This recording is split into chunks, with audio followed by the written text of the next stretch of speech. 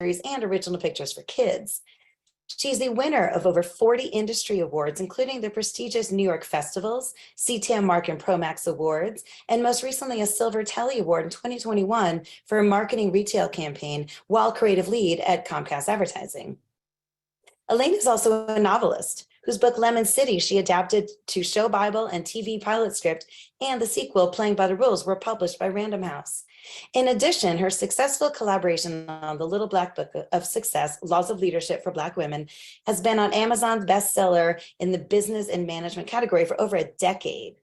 She has also contributed articles to several magazines, including Essence, Women's World, and has written and produced digital streaming shows for AARP and Comcast and Xfinity platforms. Currently, Elaine is participating in an MFA creative writing program at Reinhardt University and writing her third novel. She has served on the boards of New Professional Theater, Boys and Girls Club of Bluffton, Bluffton Book Festival, Georgia Studios and Infrastructure Alliance, and Wheaton College Alumni Trustee Board in Norton, Massachusetts. She's a past member of the Coalition of 100 Black Women, Bergen-Passaic County chapter. She's president member of the Producers Guild of America, New York Women in Film and Television. Elaine was chosen as one of the Network Journal's 25 influential Black women in business. Elaine has a son, David, and two granddaughters, Hazel and Vivian. Our next speaker is Marcia Haygood. Marcia is a leadership strategist, empowerment coach, motivational speaker, and author. Marcia has turned her business expertise into a career of helping others become and remain successful. As a successful entrepreneur, Stepwise Associates, LLC, co-founder of a women's organization, Black Women of Influence, co-author of bestseller, The Little Black Book of Success, Laws of Leadership for Black Women, and former human resources executive and leadership advisor, Marsha has advised senior management and coach professionals at all levels, offering customized services to help clients plan and implement strategies to reach their goals. And last but definitely not least, Rhonda Joy McLean. Rhonda is president and CEO of RJ Needs LLC, a leadership development consulting and career advancement company based in New York City. She's the former deputy general counsel of Time Inc., global media company, where she managed 1/3 of the law department and provided legal counsel to over 200 clients for nearly 20 years, including Time, Fortune, Sports Illustrated, People, Essence, and other popular brands. Her client roster includes international law firms, other for-profit and nonprofit organizations, and academic institutions, as well as senior executives in the private and public sectors. A noted public speaker, workshop facilitator, and executive coach, she's also the co-author of the popular book series, Little Black Book of Success, Laws of Leadership for Black Women, co-authored with her longtime business partners, and on this panel today, Elaine Brown and Marcia Haygood.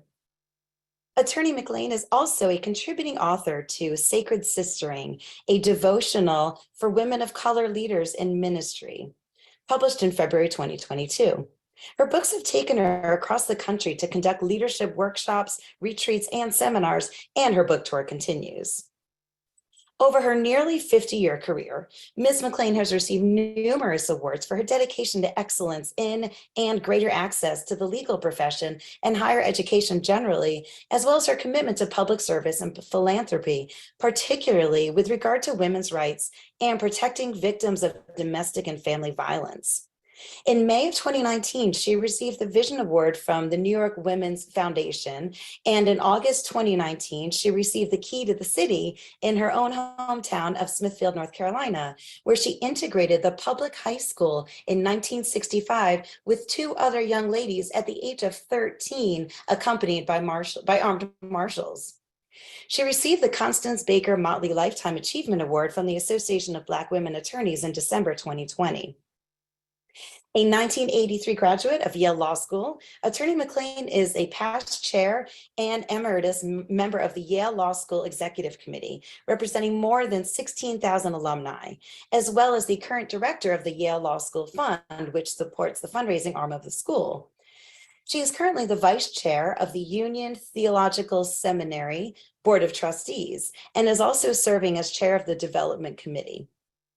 Established in 1836, the Union of Theological Trustees, is at the forefront of defining the study and practice of interreligious engagement. It has served as the incubator for many global social justice leaders, including Reverend Dr. Martin Luther King Jr. Ms. McLean is a past president of the Greater New York chapter of the Links Incorporated, an international organization of African American business and professional women with over 16,000 members that provides more than 1 million hours of community service annually to underserved communities across the globe and grants academic scholarships to women of color, undergraduate and graduate students from all ranges. She currently serves as the chair of the Organizational Effectiveness Committee and a co-chair of the Health and Human Services facet for her Links chapter. In the fall of 2021, Attorney McLean was invited to join the Alumni Advisory Council for the Yale Law School Psi Leadership Program, the first leadership institute designed specifically for law students. She is also a member of the advisory board for the Transformative Leadership Program at the Pace University Lubin School of Business. In October 2022, Attorney McLean participated in Yale Law School's inaugural Transformative Leadership Week, along with Hillary Clinton and other prominent Yale alumni. McLean conducted an interactive workshop for law school student leaders on strategies for collaborating across differences to build community.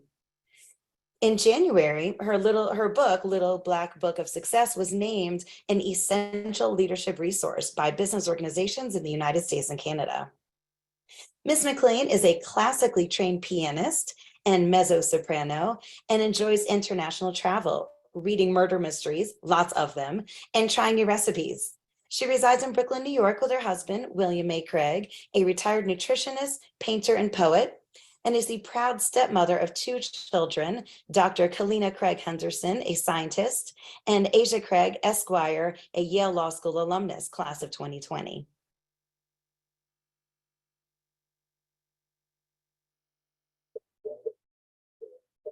All right. What an introduction, ladies and gentlemen. Thank you. I see the hands up. I know, right? You're in for a treat. You have some of the most seasoned leaders and industry insiders. It was worth reading every one of their accomplishments because they're amazing, and I'm deeply honored to be with them today. As we kicked off, I really want to encourage you to make this an interactive session. We are here for you. We want these amazing leaders to impart all their wisdoms and nuggets and leadership skills and everything that you can garner from them today. So please don't be shy. As your moderator, Anne-Marie Burton, and Chief of Strategy at NAMIC, I am deeply honored to be seated with them on this Zoom call for you. So please let us know what you want to learn about, what questions you have. As you can see, Amy just posted this. I really would appreciate if every question was put in the Q&A part of Zoom, because that's the only way as a moderator that I'll be able to see it. As you can see, chat is already going, and I wanted to keep going, but I want to make sure the questions are in the Q&A so we don't miss them. So without much ado, let's get started. All right, Elaine, Rhonda, and Marsha, time to unmute and let's go. So before we get started, Elaine, can you tell us how the 3 of you came together to publish this amazing book? Absolutely, and I have to give all credit to actually NAMIC's ELDP class, because it was in that class that actually changed my life. The leadership class, when it was the moment the light bulb went off and I realized, even though I was a vice president and leading creative teams, I didn't really associate my skill sets as leadership skills, because what I was doing instinctively. So what ELDP class did was sort of identify the leadership skills that I already had, but also other skills that I needed to learn. And one of them was networking.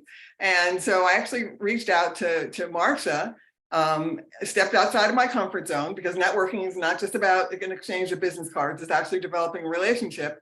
Marsha invited Rhonda, and I invited a few other ladies to dinner, and these ladies happened to be more senior than myself, and they all agreed to meet at this fabulous restaurant uptown. And you know, the rest, as they say, is history. We met quarterly for 10 years. And one of the topics of conversation was, you know, we'd like to get back to the next generation. And wouldn't it be great to write the book we wish we had when we were coming along in our careers? And so that was the beginning of the Little Black Book of Success, Laws of Leadership for Black Women. Amazing. And I have had the privilege of working with the three of them in the background, and I'm telling you, you're in for a treat. The conversation's just about to get started. Yay, ELDP, and to all our ELDP alumni that I can see who have joined us today, let's do this too, right? Let's keep networking and pulling in other amazing leaders. So today's session is really about leading yourself, right? So let's talk about that. What does it mean to lead yourself, and why is that important? Rhonda, do you want to kick us off with that? I'll be happy to. Thank you so much for having us. It's so exciting to be with so many wonderful, wonderful people who are making their marks in the world. As Elaine said, Miss Marsha invited me to join the group. I kind of crashed the party, and that was more than 20 years ago that we went really just to support each other as Black women executives. And most of us were isolated. We were the only Black or only women or both in our respective departments and businesses. None of us worked in the same actual company. We were all under the umbrella of Time Warner at that time. So what it means to me to lead yourself, first of all, is to know yourself, to work on yourself, and to give yourself grace. I think the first chapter, but you can't really lead anybody else if you can't lead yourself, if you're not clear about who you are and what you stand for. So I would say, know yourself, be at peace to the extent that you're able to be, and give yourself grace as you grow. Thank you, Rhonda. And Marsha, I would love for you to touch this because I know you're a coach. So yes. I can only imagine during those coaching sessions, right? What does it really mean to lead yourself? And then how can people do it? I think the second part to that, Marsha, is knowing yourself and then leading yourself first, but how do you do it? You reflect. I think it's important that you think about the things that you would like to accomplish. What do you want to be known for? And so often I ask clients, what does success look like for them? And they haven't spent the time to really think about it. So I think leading yourself is coming up with some ways that you want to succeed, the way you want to move forward. My tagline is moving forward with purpose.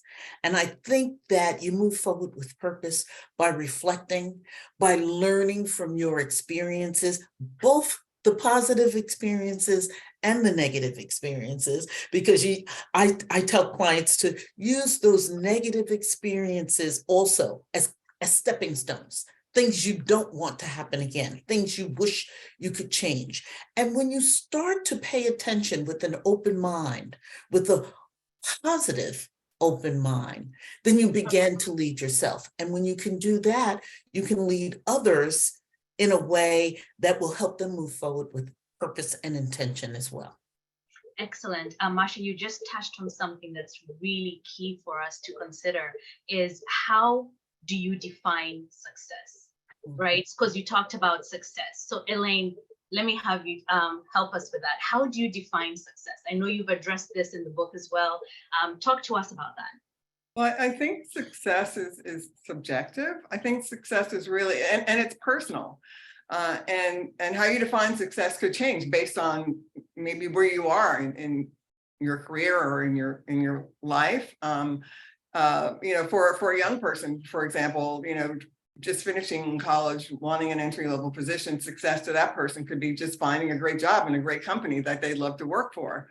But just going back to what Marsha said, based on reflection, it's really thinking about what it is you want to do. What do you want to accomplish? What do you want to achieve in your life? What do you want to achieve in your career?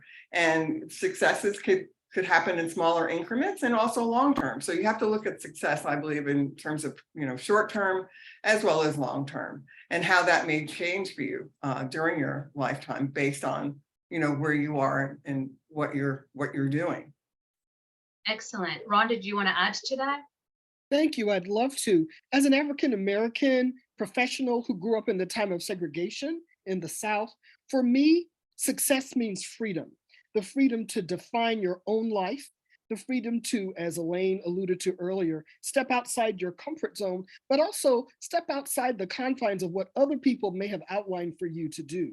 Often success, we are programmed to believe that success only looks one way and that you have a very limited time within your life to be successful. What we're finding is, as many of us now have had several careers. I mean, I went to law school after I was 30 when I began to think about switching from being an administrator and educator and professional musician to going into law and becoming politically active as a person behind the scenes. But I grew up in a town where none of that would have been considered appropriate.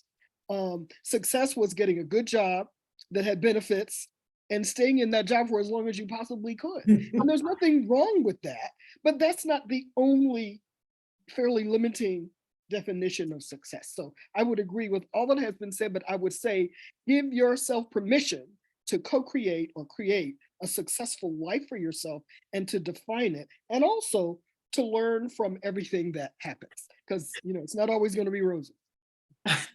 Fantastic, fantastic. I like that falling forward, that learning from the lessons of the things. I really don't consider them mistakes. It's just a journey, right? It is a journey, and sometimes you make the key decisions. Sometimes you make learning decisions. I don't really consider them mistakes. I call them my learning decisions. I made that decision. I learned from it. Now what do I do, right?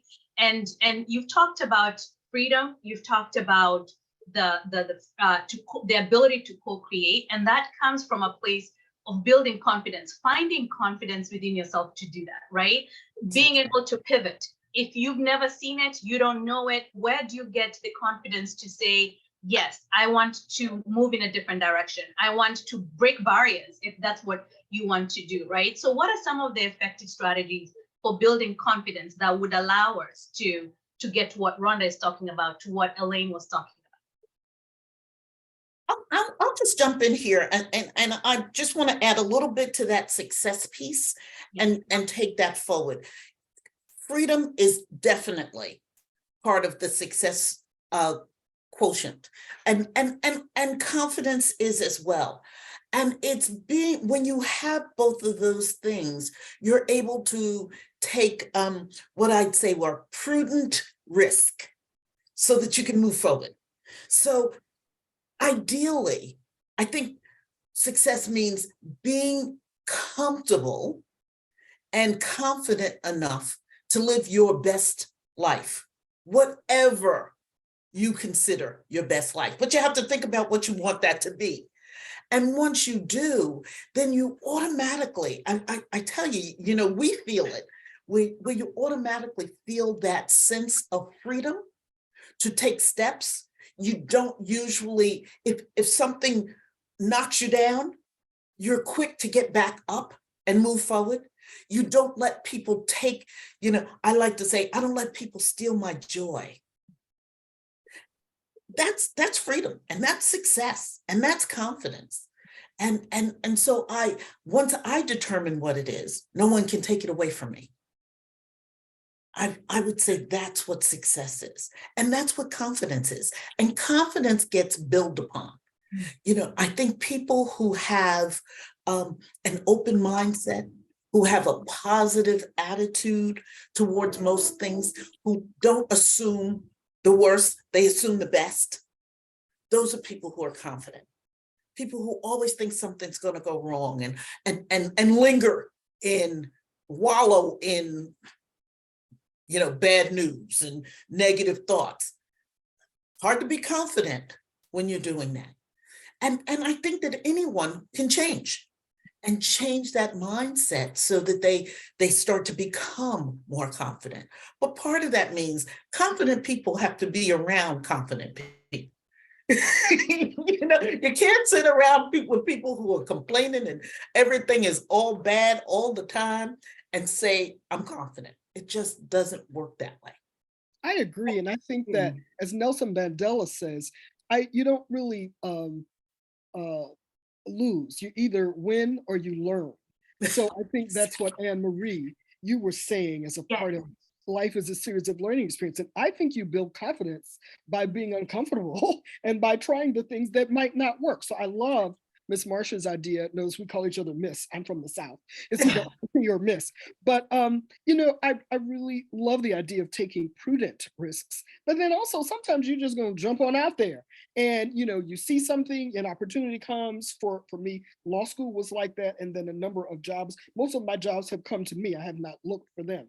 They've come through relationships that I've developed, through my ability to be comfortable being uncomfortable. Yes. And also, what I love about what all of the ladies are saying that we want to talk a little bit more about is make sure you have the right people around you. We believe Absolutely. in having a success team that's diverse in every way: age, background, gender, geographics, language, belief systems. I just think it's a richer experience.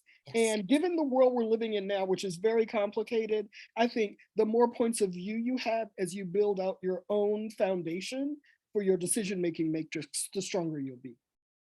And just to add to that, I totally agree. I just want to add to the confidence conversation, because I think confidence requires also taking risks, as the ladies have said, but stepping outside your comfort zone.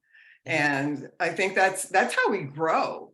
When we have new experiences, we take on new challenges, we take on new projects, we do things that may, you know, make us feel a little uncomfortable, but these are the things that that help build confidence. I feel these are the types of things that help build confidence. And, you know, we do talk about success teams, and I do think that's really important to have a diverse team of people and reevaluate who's on your success team, as what I'm doing now as I'm in transition. You know, I'm currently in grad school, so I stepped a little bit out of my comfort zone. It's been quite a few years since I've been in school, but I'm enjoying learning, and I'm enjoying being around like-minded people who are also writers, and it's been very enriching, and it's been just very gratifying, just being in the creative space with the creative people who support each other.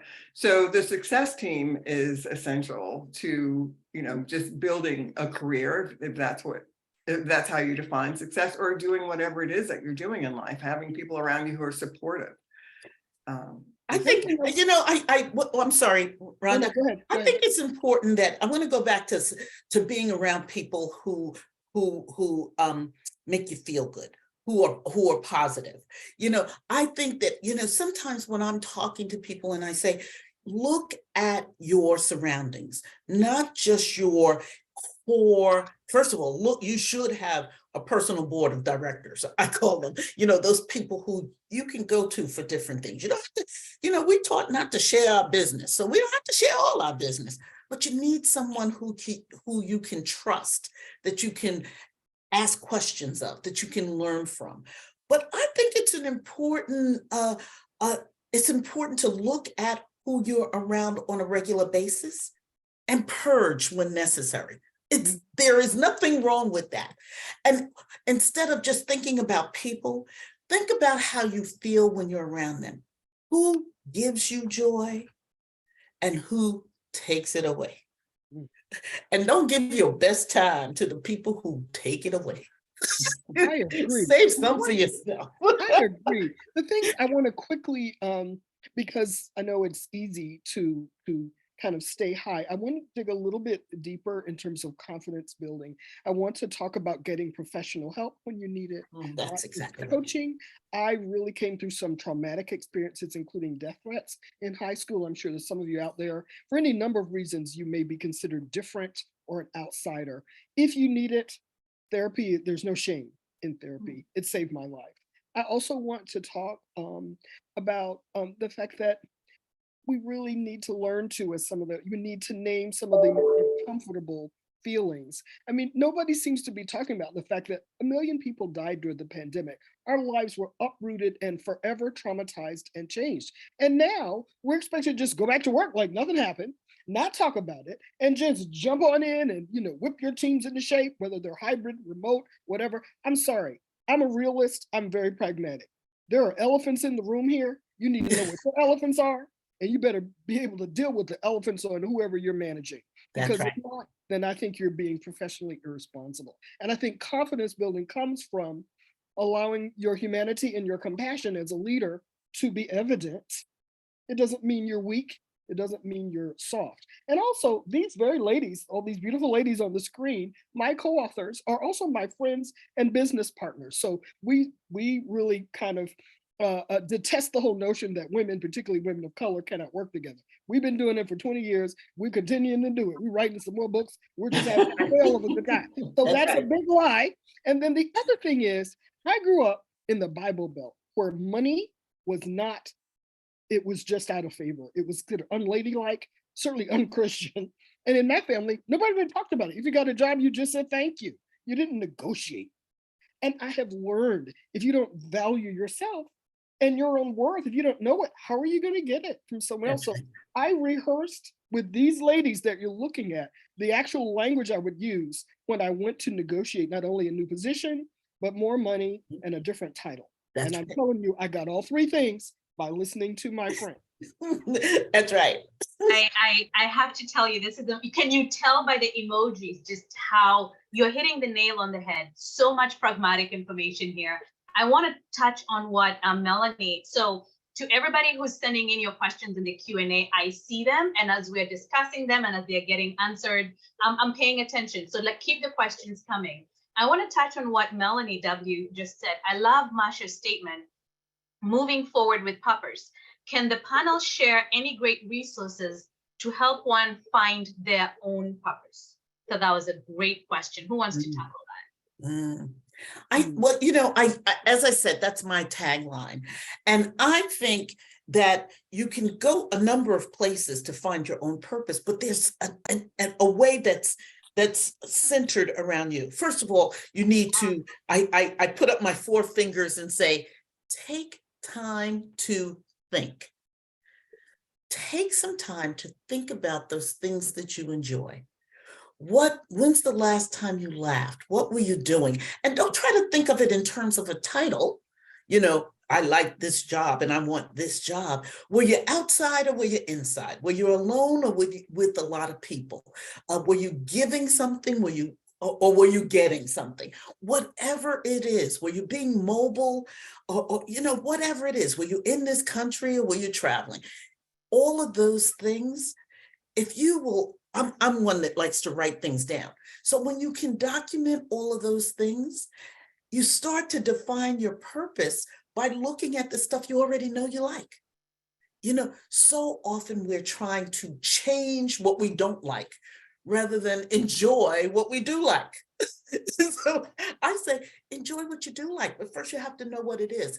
And those things that we do fast or that we do well or that we do without thought, we usually take those things for granted. And I say, come back to those. Don't assume that just because you do it fast that you don't give it value. Those are gifts. Yeah, those are gifts. Those are gifts really that you have.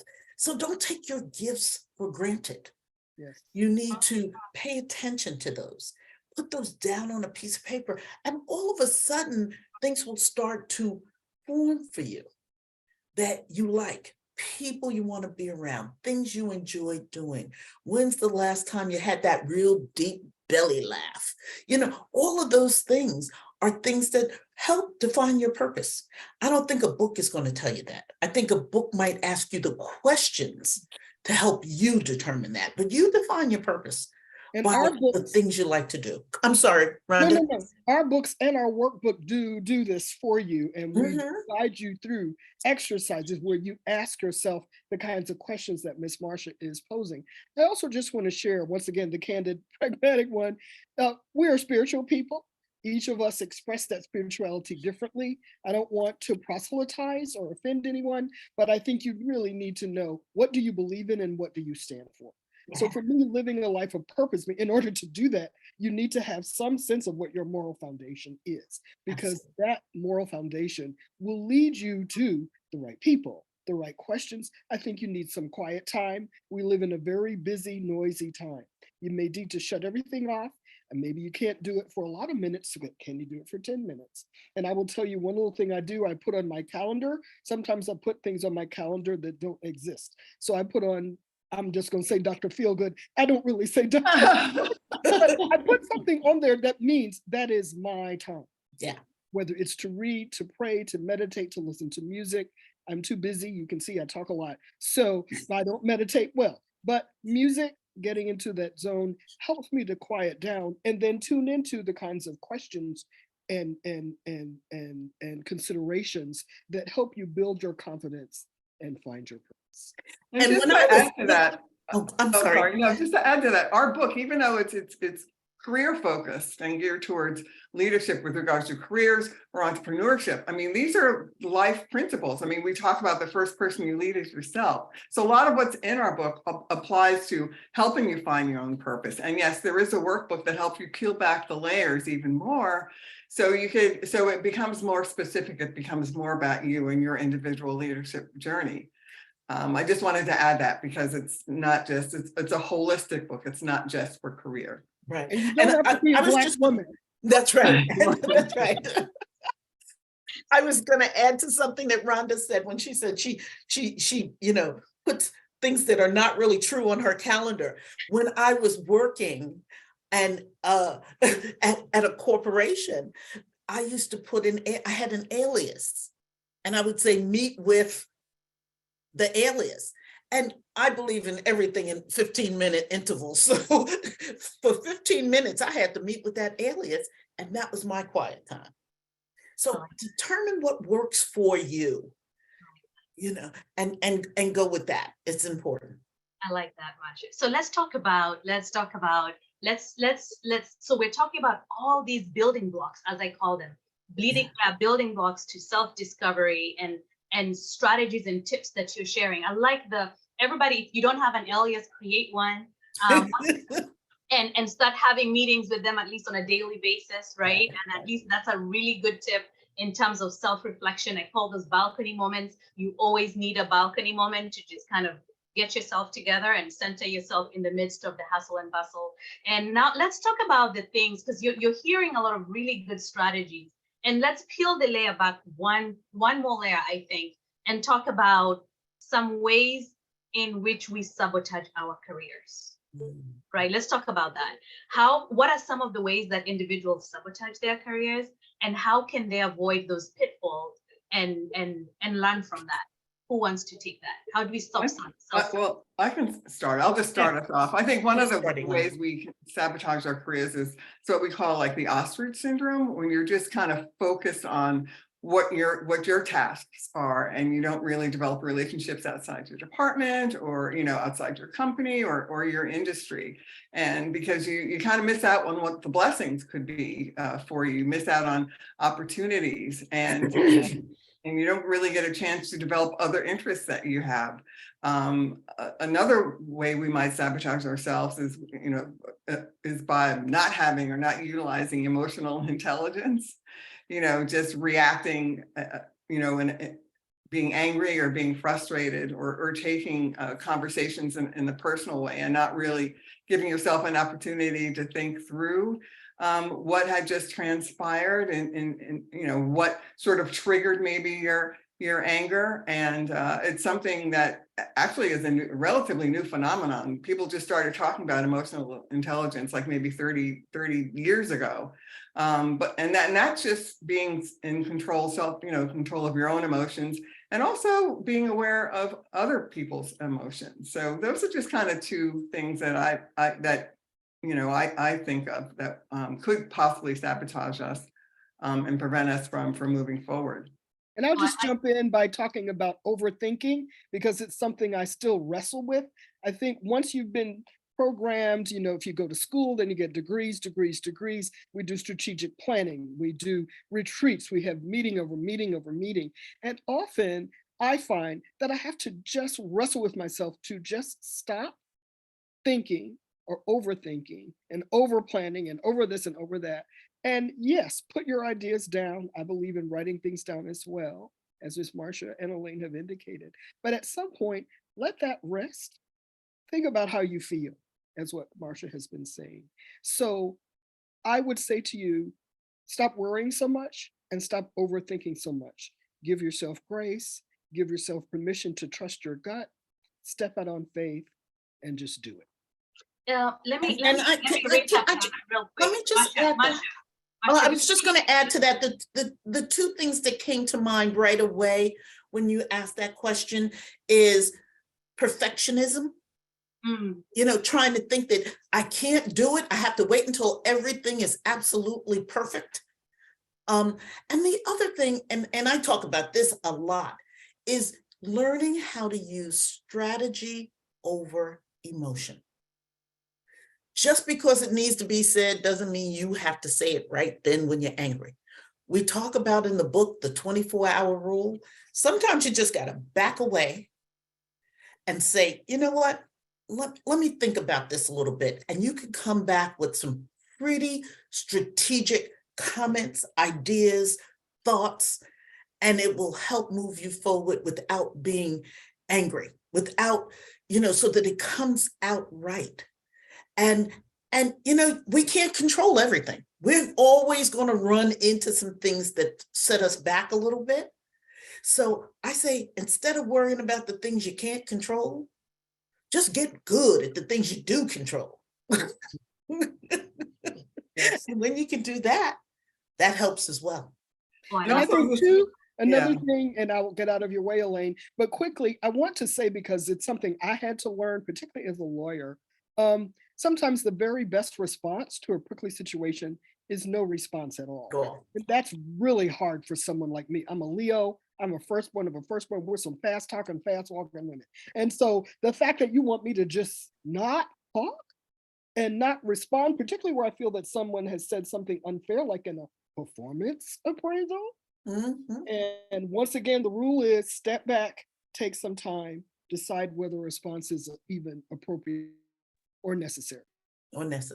Yeah, Just to add to both what you and Marcia were saying, Rhonda, I mean, it's like we don't want to fall into the trap of the, you know, the stereotypical angry Black woman, you know, because that's kind of a perception that's out there that's not necessarily, you know, true.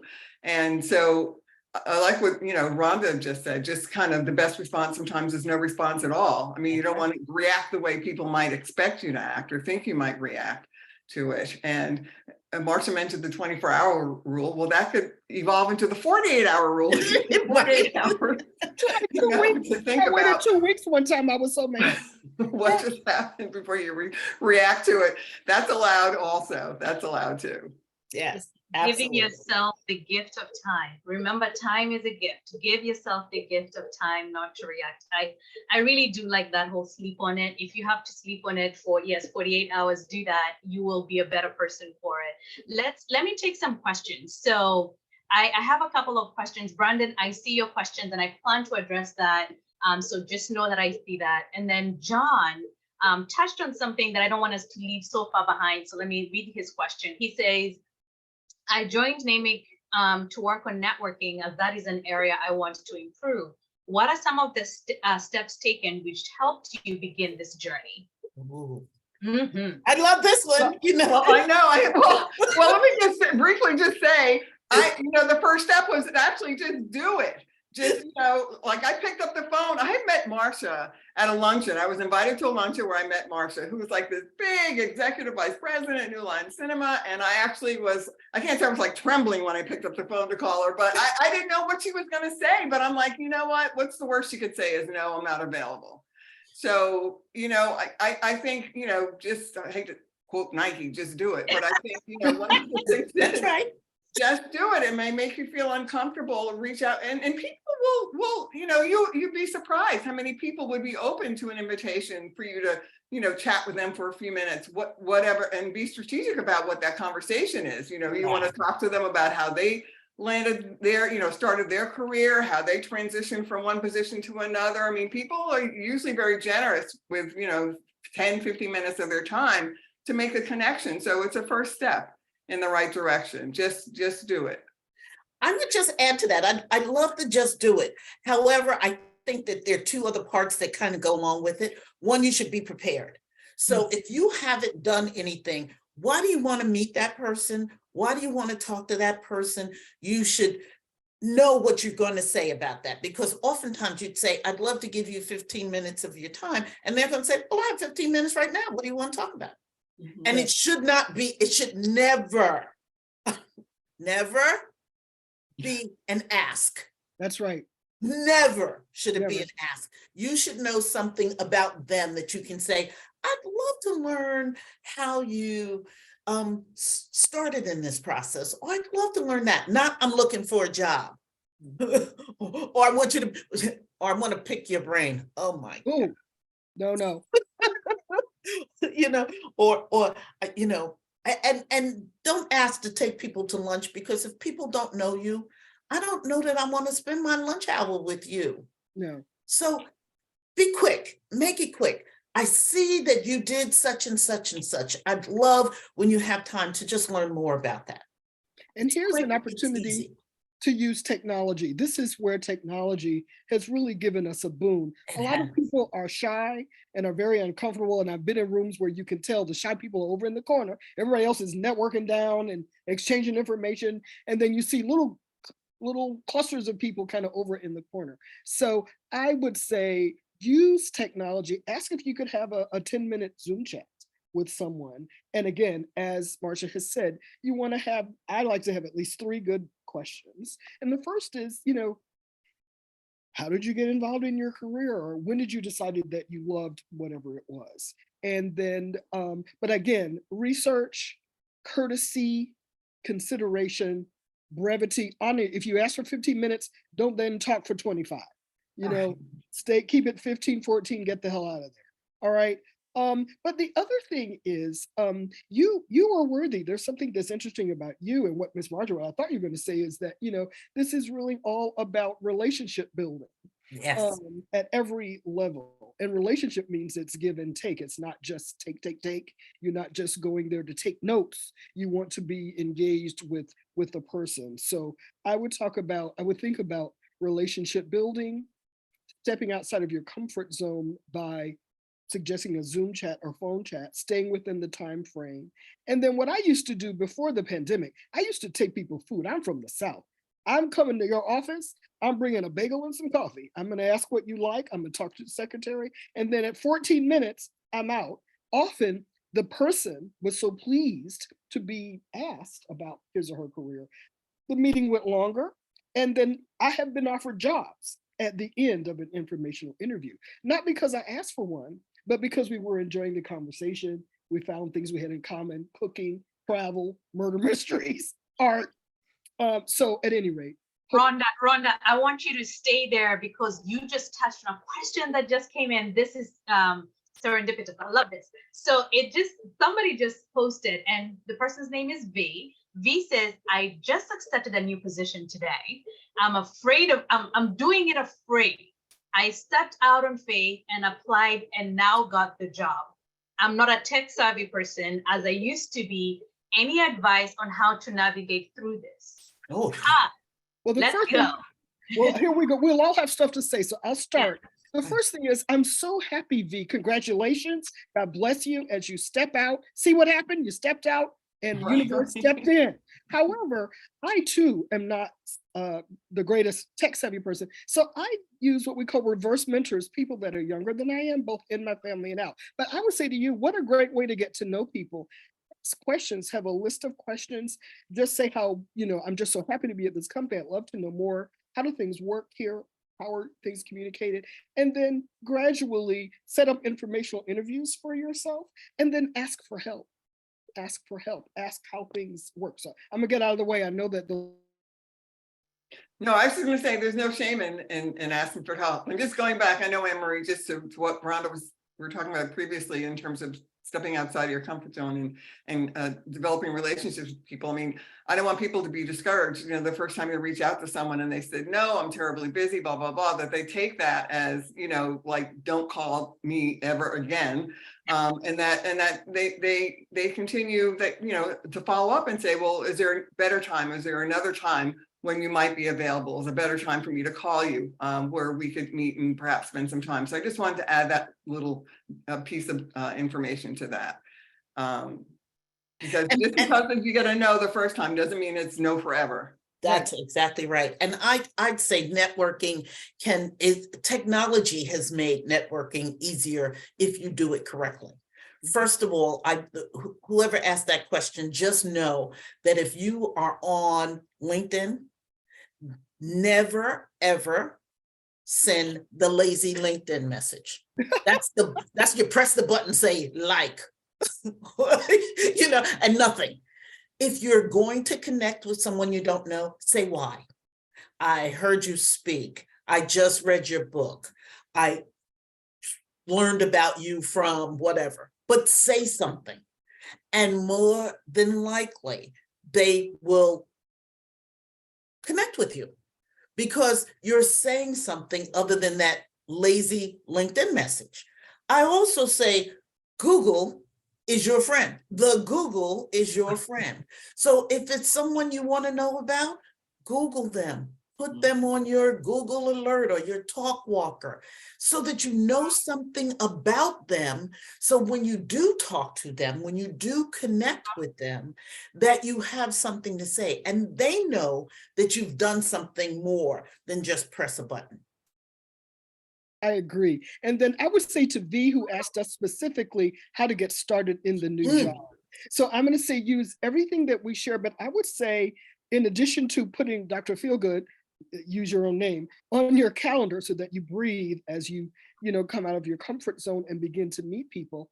I don't know if your workspace is a hybrid workspace, if it's fully remote, likely it's some combination of in-person and hybrid. So make both of those venues work for you. In the in-person workplace, observe, listen, get a sense of the culture. How do people work with each other? How are meetings conducted? How is information disseminated? How are decisions made? So that you can begin to see how you can be a person of value and add, clearly you bring something to the table. They've just hired you. So begin to think about how you can share that. But first, I've always believed in getting the lay of the land. And then in the hybrid world, I would really set myself an assignment of at least, and let's be realistic, if you're new, I don't know what's right for you. I would say at least 1 or 2 a month, just set up a Zoom chat with someone that you'd like to get to know, whether it's someone on your team, someone who's running a team like yours, someone who's a resource person. I believe in cross-pollination. As Elaine said, you need to know more than just what happens in your own department or division. So I would actually listen, learn, observe, take notes, reach out, both in person and virtually. Thank you. Okay, so we have a lot of questions coming in, which is fantastic. And thank you, V, I see that. So we're dealing with people who are starting careers. We're dealing with people who are looking at going to being entrepreneurs, such as yourselves. And here is a person who asks, Simone, how are you, Simone? Good to see you here. When did you ladies know what time it was to leave your 9 to 5 and follow your purpose? Like, where was there like this magic bell that went off? I'm kidding. Like, when did you know? Like, what, how did that happen for you? Well, I think, go ahead. Yeah, we actually talk about also seeing the writing on the wall, right? Or just being prepared because change is inevitable and be prepared. And so it was for me, it was a combination of those two things. But I think essentially it's important just to be prepared. I mean, Google laying off 12,000 people, McDonald's yesterday in the news is laying off, or maybe 1,200 people, and with artificial intelligence, becoming big companies. I mean, Walmart is doing like 65% is going to be automated or whatever. It's just, you just kind of have to keep your hand on the pulse and kind of know your culture and know what's happening in the news and in the media. For me, having worked at HBO, just being subscription based, Sex and the City went away, Sopranos went away. So, things from an economic standpoint were beginning to change. Time Warner as a company was beginning to change and things were beginning to shift. So it's not that exactly, but I think, one of the things we talk about is just being prepared for change because you never know when it's going to happen. Being prepared, I think, is so critically important. I left New Line long before those big changes were happening. I'm a goal setter. So probably close to 10 years before I left the corporate arena, I had started putting little things in place to say, eventually my long-term goal was to have my own company.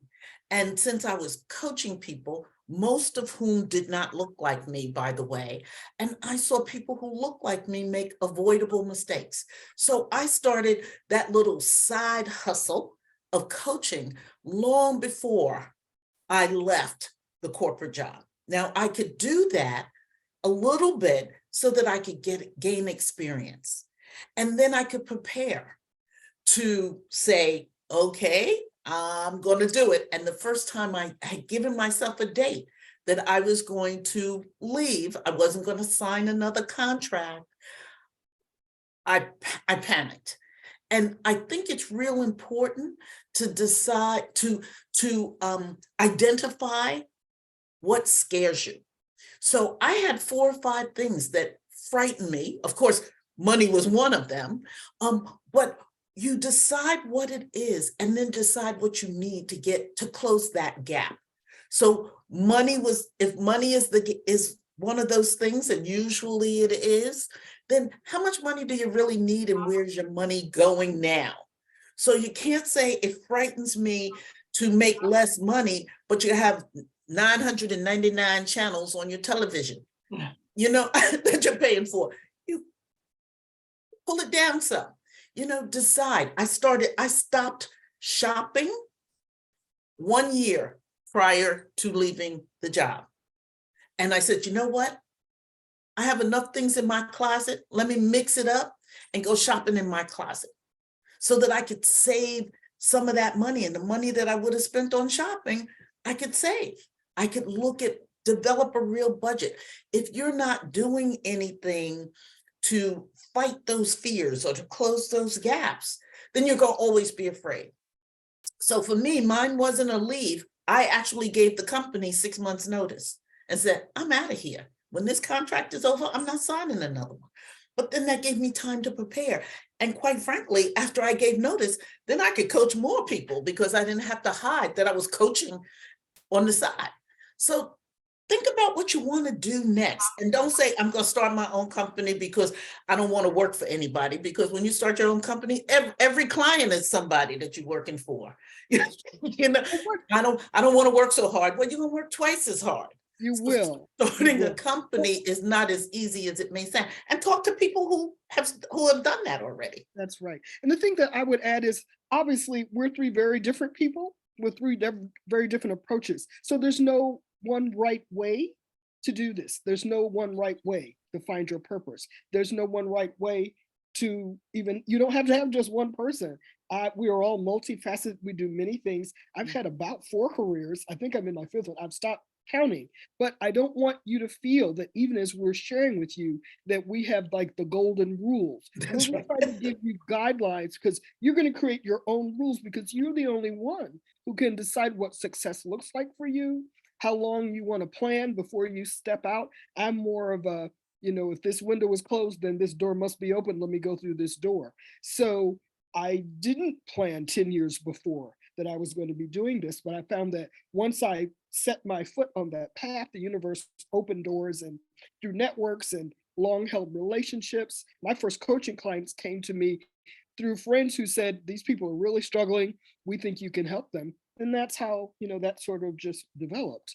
But I don't want you to feel that there's only one way to move forward. There are many, many ways, and you must give yourself permission to try the ways that seem to work best for you. I like that. So we have about another 15 minutes to go, everyone. So thank you for staying with us. We did plan for 75 minutes because we knew how amazing this call was going to be. I still have 2 questions in the queue, but before we tackle those, I would be remiss if we did not tackle this one question, which is how do we transition from member of the team to leader of the team? Well, I'll jump in. I've done it about 5 times. The first time I was 22 years old, and I was absolutely the worst manager you have ever seen because I did not know the difference between being a member of the pack and being the leader of the pack.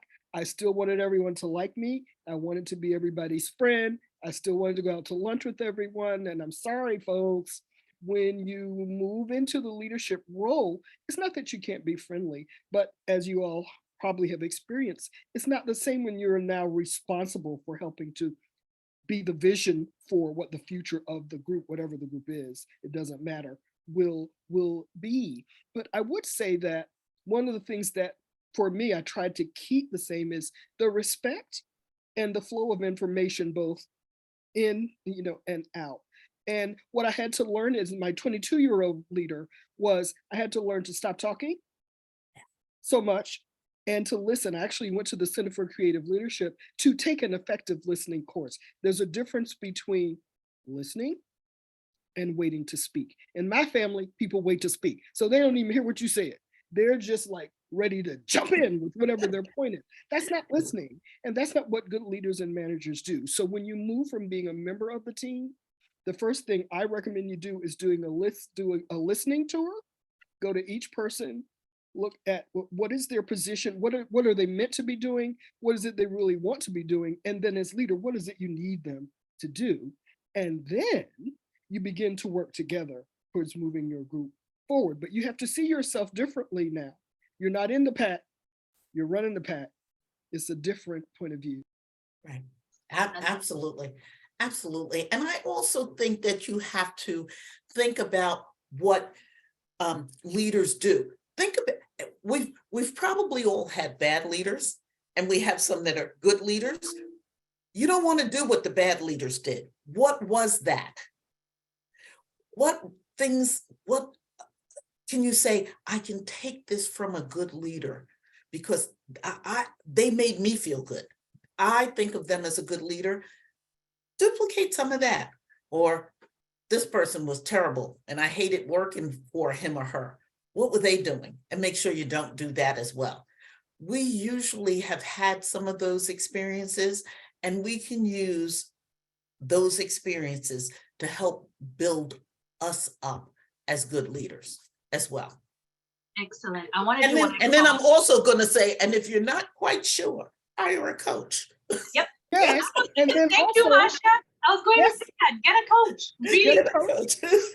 And then also, this is what NAMIC, this is why these very organizations that are offering, this is why they exist, is to help you develop your skill sets to figure out, what building blocks do I need in my quiver, so that when the opportunities are there for me to step out from the pack to running the pack, I'm ready. So use your organizational. That's right. Use the organizations, Elaine talks about coming to NAMIC, you need to do that. And I'm just going to say, if you're too busy being busy to do these things, then chances are you're not going to be a good leader anyway. So don't be too busy being busy. Spend some time learning to do the things that you need to do, trying some of those things. So, we're all busy. And I hear, and you do too, people saying, I was just so busy. And I always say, doing what? What did you get accomplished? And then they can't name what they accomplished. So then they were busy doing nothing, as far as I'm concerned. And I would ask Elaine, because I know as a person who you can tell that we're not the shy ones. And so, Elaine, I'm sure there are people on the line who are shy or may not feel themselves as being quite ready to step up. And what encouragement would you give them in this regard? Just even going back to what you and Marsha were talking about in terms of being busy there. So often we are so good at our current jobs and in our current positions that when we're looked at to sort of move to the next level, oftentimes we think those are the exact same skill sets that are needed to lead, when in fact, leadership requires new and additional skill sets. So to your point about NAMIC, ELDP, or a leadership program, that will sort of transition you from manager to leader, that is a bit of a leap. And so training is required. I remember, at a job that I had that, a senior executive was more of a micromanager, which is not leadership at all. But, and so it made life miserable for a lot of people who were good at their jobs. But anyway, thank you for sharing that. But Rhonda, getting back to your point about stepping outside your comfort zone. Was that your question? Or I don't know. I feel like I veered off on a tangent a little That's bit. all right. No, you're good, because I think we're good. all trying to say in our own voices what Anne-Marie is asking us about, which is, how do you come through the mushy swamp of, transition? Because in every career, there will be many kinds of transitions. Some of them, hopefully you're always falling forward or stepping forward. Sometimes it may not feel like that. You may be asked to take over a position, or I think all three of us have been in companies that have closed or shut down or regrouped or had an infrastructure that, so you felt a little funny. It's like you feel like you're stepping back. But I will tell you, every time I step back, it propelled me forward That's right. into another kind of Exactly. opportunity. Absolutely. Right. While I was working my full-time job, I had actually written 2 novels. I had 2 novels published by Random House. So I was kind of, on a parallel track, following my passion, my purpose, and while simultaneously, working a full-time job. So when that leap did happen, I at least had, product to share and to show in which to build upon, which led me, a few years later to my MFA in creative writing, because I still have a lot to learn. We still there, we haven't reached the pinnacle of leadership excellence. I mean, we're all still learning how to be better leaders. That's right. All right, I'm about to jump into what I call a rapid fire because we have about 10 more minutes to go. And so I'm going to pick only one of you to address each of the following questions. And let me just kick off with Lori. Lori says, what are your tips for finding a coach? Marsha? Look for, I say, one, Google, then look at people who you've heard about coaching, who have either had a coach or you've heard about them coaching, and evaluate them. You should be able to interview a coach the same way you would want someone to interview you. So ask questions. Some people are going to be very good at some things and not good at others. But you need to know what you can't get on the call and say, well, I haven't done anything. Well, I don't know anything. What do you want? I'm not sure. Spend some time thinking about what you'd like to accomplish. I know Rhonda and I are both coaches, and we both have questionnaires that we say, so what do you want to get out of this? This process. And then hear what you say, we hear what you say, and then we'll talk to you a little bit about it. Excellent. Elaine, how do those of us impacted by layoffs in the market,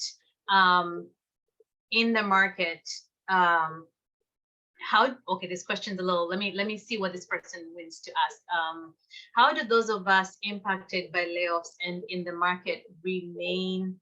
I think it's a question of how do you best position yourself after layoffs, especially in this remote environment, and how do you cut out through the noise? I think that's the intent of this question. Okay, well, I'm gonna have to rely on my co-authors to help me with the response. You know the answer.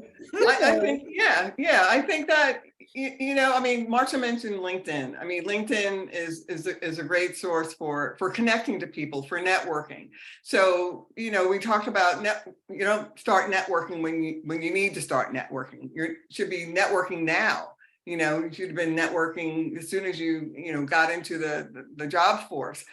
Reaching out and meeting people and not asking them for anything and just making connections and building relationships. To Rhonda's point, she got jobs from people without asking, just by showing up and getting to know people, outside of her work and her position. So I think networking is key.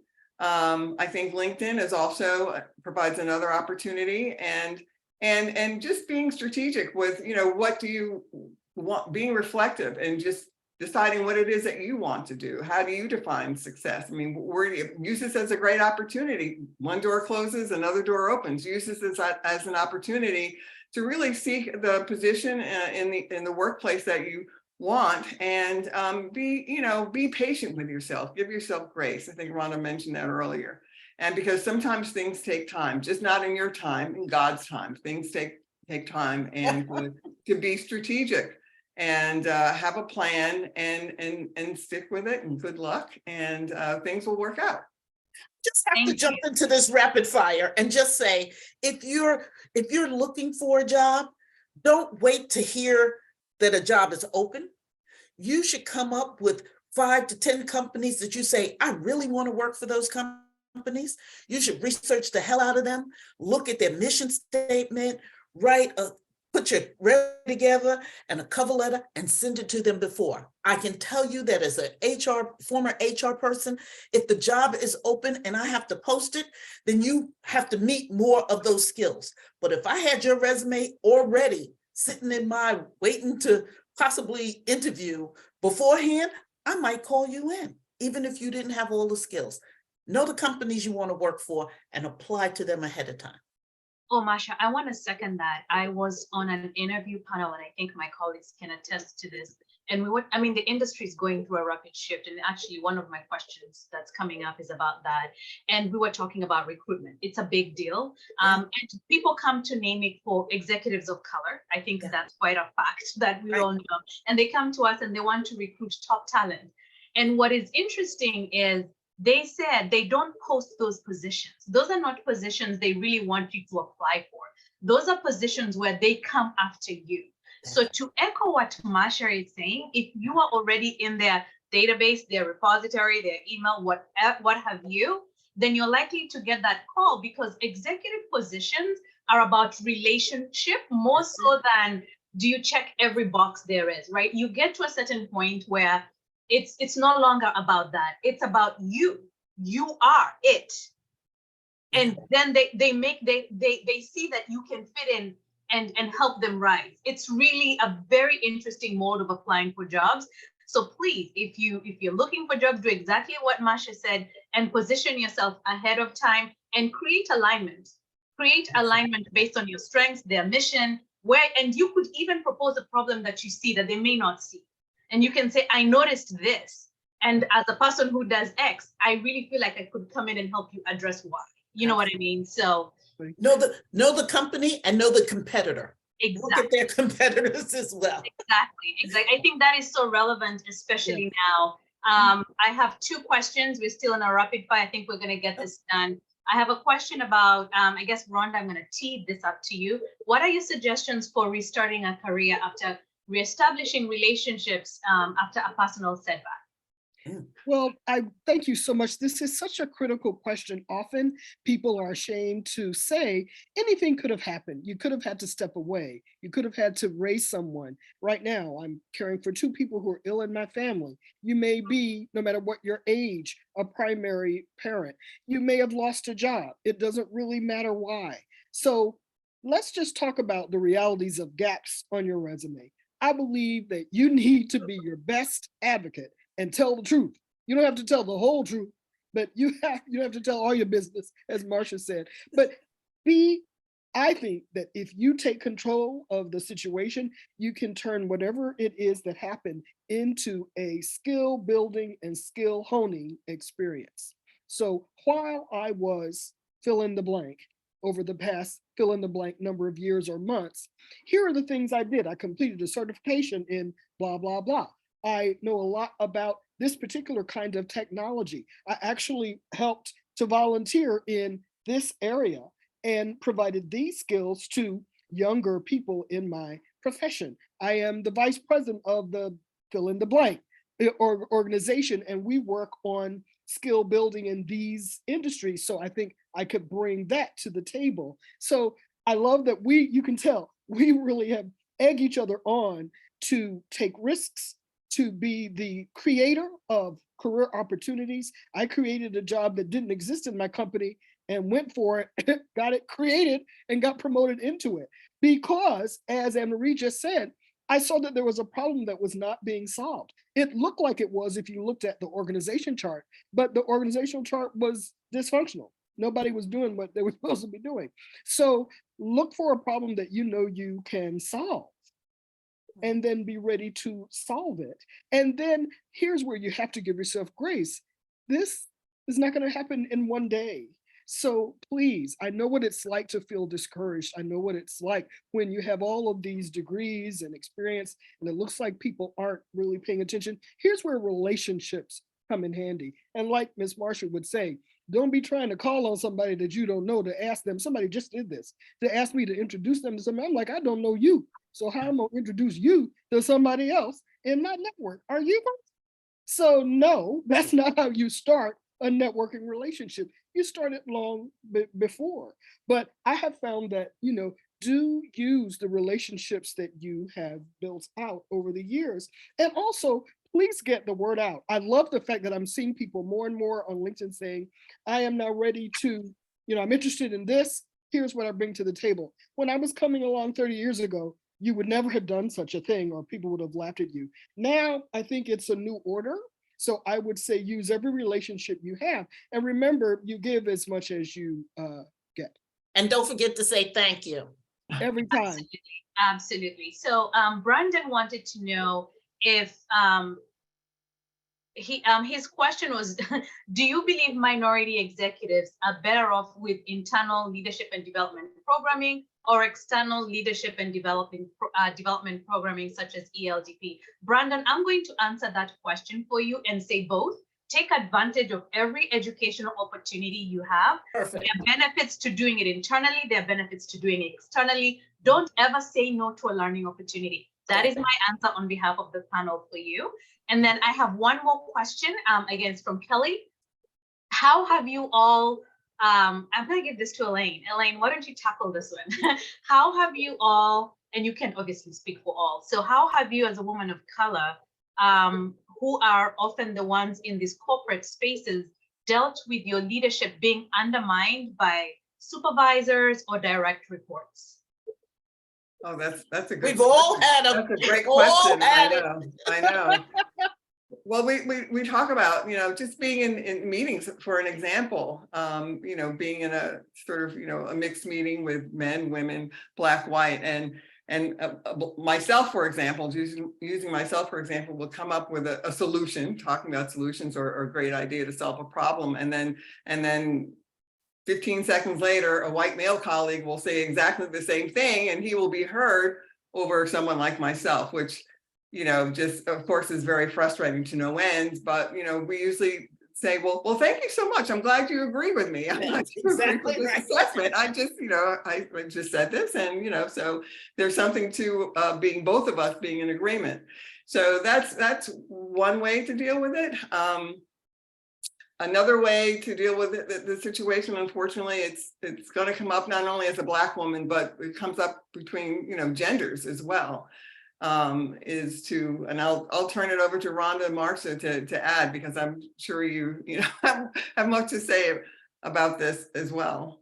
So we have 2 minutes. We're really over time, but I want us to respond to this because I know it's a critical question. So who's going to take Marsha? 30 seconds on that one. Microaggressions. When someone says you've done something, or someone gives you this underhanded compliment, and I say, can you explain that? Right now, I spend part of my time in Florida where even our governor is talking about being woke. I wish I could interview him and ask him what that meant. I'd say, woke, interesting term. Can you explain what that means? Sometimes you have to do it. And I'd be doing it with a smile, because I like to smile at people.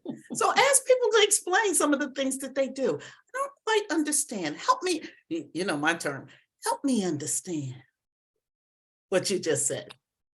So sometimes you have to do that. Again, strategy over emotion. Don't get mad. You might be burning up inside. Strategy over emotion. Somebody says something crazy, make them explain it. Very good.